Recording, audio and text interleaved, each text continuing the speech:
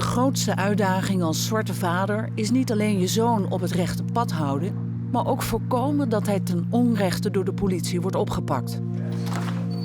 How you doing? Doing all right? I'm okay. Good to meet you. Margriet? Come on in. Margaret?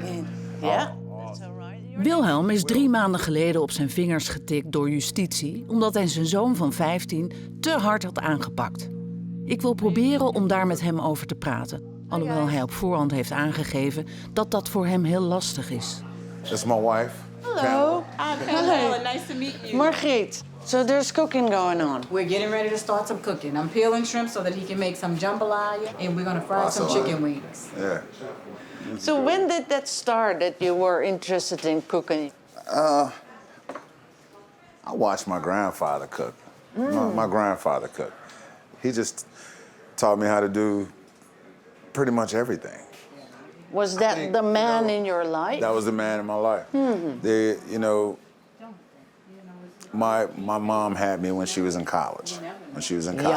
Young. So my grandparents wanted her to finish school. So they said, you go to school and we're gonna take care of your son. Were they firm?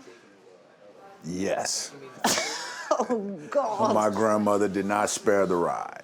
I remember one time in school, I was sitting in the back of the class and I took a pin and I stuck it in the socket and it shorted out the whole wing of the school or the rooms.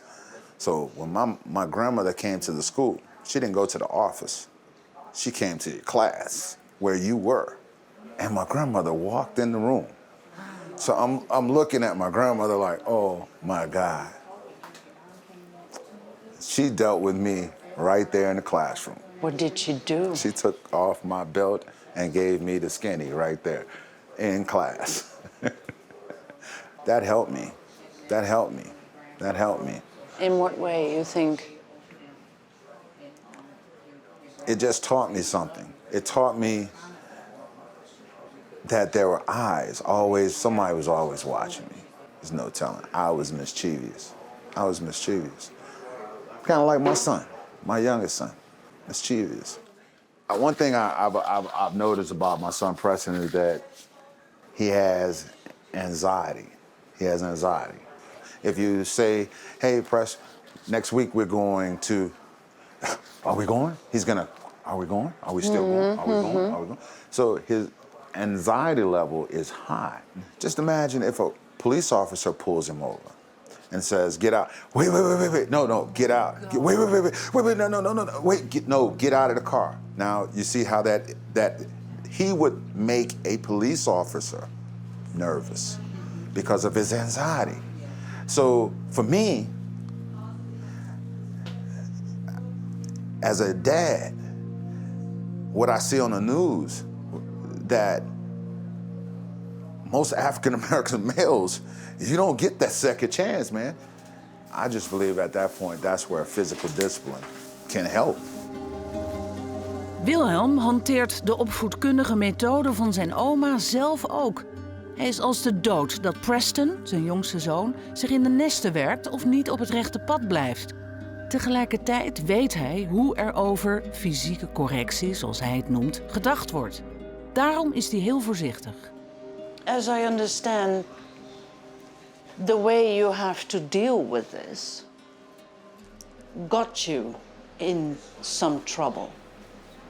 And I know this is hard and difficult because you don't want to talk about this because it, again, can get you into trouble. It could lead to anything. I'm not gonna let the system damage my integrity with my children, with my family. I'm not. But the system did. It didn't do it to me. It didn't do it to me. But you do know what I mean. Yeah, I know what you mean, but you got to understand what I mean. I do. But you know, I do, and I don't want this to become a bit vague, because I do want to understand it. So if you, for all the good reasons you have, need to discipline your son. But the system, school, people, objects. That's their job. There are cases out there where children are being abused. So somebody needs to be looking into that. But there are also, for the people that love their kids, it's not abuse. It's correction. It's discipline. And what if they call the cops because you disciplined your son?